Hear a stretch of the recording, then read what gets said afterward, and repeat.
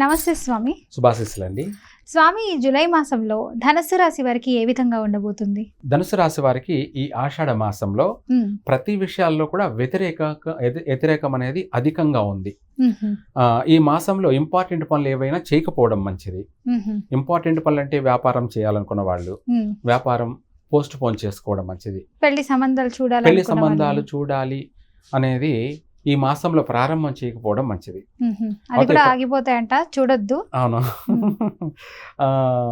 ఎందుకంటే మనం ఈ మాసంలో ప్రారంభం చేస్తే అధిక ఆలస్యం కలిగే అవకాశము ఉంది. అధిక ఆలస్యం అంటే దాదాపు సంవత్సరాలుగా తరబడి కొనసాగే అవకాశము ఉంది. ఇదే కాకుండా ఇంకా కొన్ని విషయాలలో అధికమైనటువంటి నష్టాలు కలిగే అవకాశం ఉంది. వ్యాపార విషయాల్లో కానీ వివాహ జీవిత విషయాల్లో కానీ దూర ప్రయాణాలు చేయాలనుకున్న వాళ్ళు చేయకపోవడం మంచిది. చేసినట్టయితే నష్టపోతారు. అంటే అక్కడ స్థిరపడలేరు. అక్కడ మనం పోను రాను ట్రాన్స్పోర్ట్ ఖర్చులు కూడా వృధా అయిపోతాయి. అదే కాకుండా ఇంట బయట అన్నట్టు రెండు విధాలా కూడా మనిషి డల్ అయిపోయి అవుతారు. కాబట్టి ఇంపార్టెంట్ పనులు చేయకపోవడం మంచిది. మొత్తం మీద ధనుసు రాశి వారికి ఈ జూలై నెలలో ప్రతి విషయాలలో కూడాను అవరోధాలు కలిగే అవకాశం ఉంది. ప్రయాణాలు చేసేటప్పుడు కూడా జాగ్రత్తలు అవసరం. ఎందుకంటే వాహన ప్రమాదాలు సంభవించే అవకాశం ఉంది.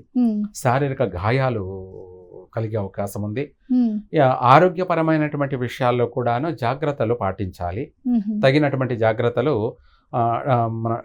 అంటే డాక్టర్లను సలహా తీసుకొని డాక్టర్లను సంప్రదించి మనము అంటే అధికంగా నష్టపోయేదానికన్నా చిన్న సమస్యతో బయటపడడం అనేది జరుగుతుంది ముందు జాగ్రత్త పాటించడం వల్ల.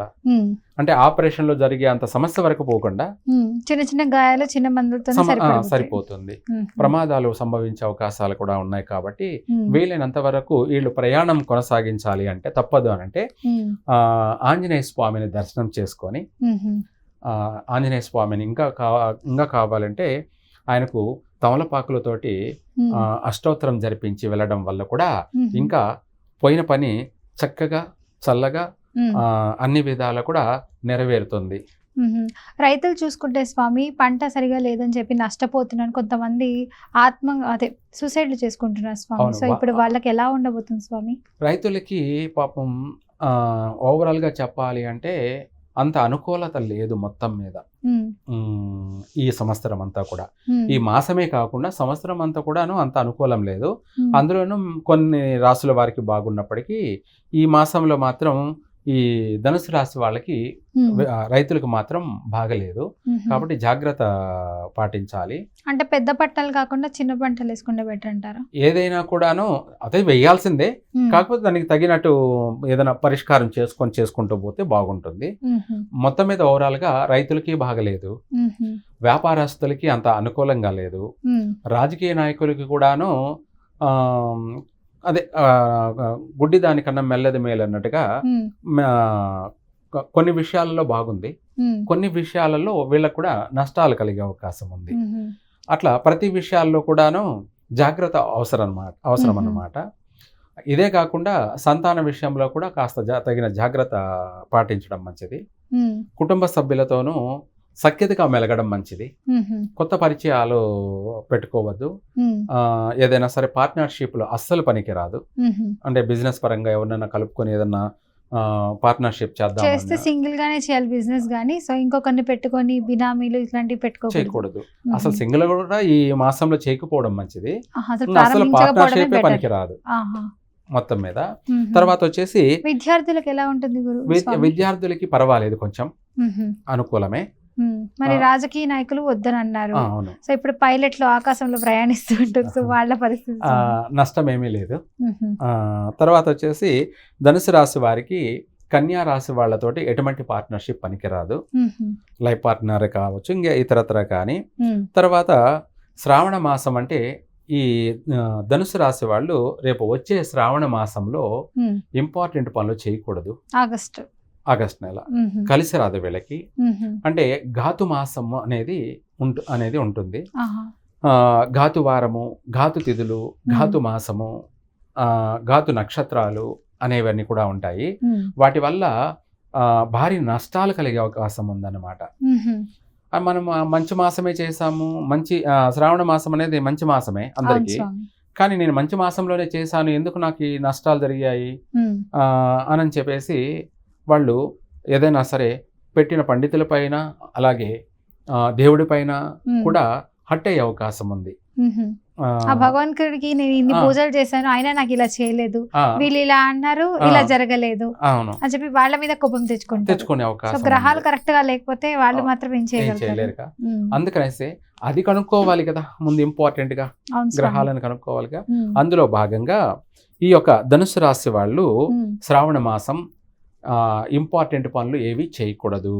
మ్మ్. వీలైనంత వరకు ఆధ్యాత్మికంగా దైవికంగా వెళ్ళడమే వీళ్ళకు కలిసి వస్తుంది. మ్మ్. తర్వాత ఇదే కాకుండా మ్మ్. తిథులు లేక వచ్చేటప్పటికి తదియ, అష్టమి, త్రయోదశి తిథులందు కూడా ఇంపార్టెంట్ పనులు చేయకూడదు. మ్మ్. అవి నెగటివ్ తిథులు, ఘాతు తిథులు. మ్మ్. తర్వాత వచ్చేసి నక్షత్రాల్లో భరణి నక్షత్రం గల వాళ్ళతోటి ఎటువంటి పార్ట్నర్షిప్ పనికిరాదు. మ్మ్. అది లైఫ్ పార్ట్నర్ కావచ్చు, బిజినెస్ పార్ట్నర్షిప్ కావచ్చు, ఫ్రెండ్షిప్ కావచ్చు, ఏదైనా కూడా పనికిరాదు. మ్మ్. తర్వాత మళ్ళీ ధనుసు రాశి వాళ్ళు ధనుర్లగ్నంలో ఇంపార్టెంట్ పనులు చేయకూడదు, అది బ్యాడ్ టైం. ఆహా. అంటే ఒక్కొక్కరికి గుడ్ టైమా బ్యాడ్ టైమా అనేది ఉంటుంది కదా. మ్మ్. ఈ ఒక ధనుర్లగ్నం అనేది వీళ్ళకు బ్యాడ్ టైం. మిగతా 11 ముహూర్తాలు వీళ్ళకు బాగా కలిసే వస్తాయి, మ్మ్. చక్కగా శుభ ముహూర్తాలే. మ్మ్. మిగతా ముహూర్తాల్లో ఏ పనైనా చేసుకోవచ్చు. మ్మ్. తర్వాత అదే కాకుండా వీళ్ళకి వచ్చేసి మిగతా విషయాలలో కూడా కొంచెం ఆచితూచి ఆలోచించి ఏదైనా నిర్ణయాలు తీసుకోవడం కలిసి వస్తుంది. ఈ నెల అయితే మాత్రం బాగలేదు. వచ్చే మాసం కూడా ఈ ధనుసు రాశి వాళ్ళకి అనుకూలంగా లేదు. కాబట్టి ఏదైనా సరే తొందరపడి నిర్ణయాలు తీసుకోకుండా ఎప్పుడు బాగుంటుందో కలిసి వస్తుందో అప్పుడు తెలుసుకొని చేసుకుంటే నష్టపోకుండా ఉంటారు. మరి ఇప్పుడు ఈ జూలై మాసం బాగాలేదు అంటున్నారు, సో వచ్చే మాసం కూడా మంచిగా లేదు అని అంటున్నారు.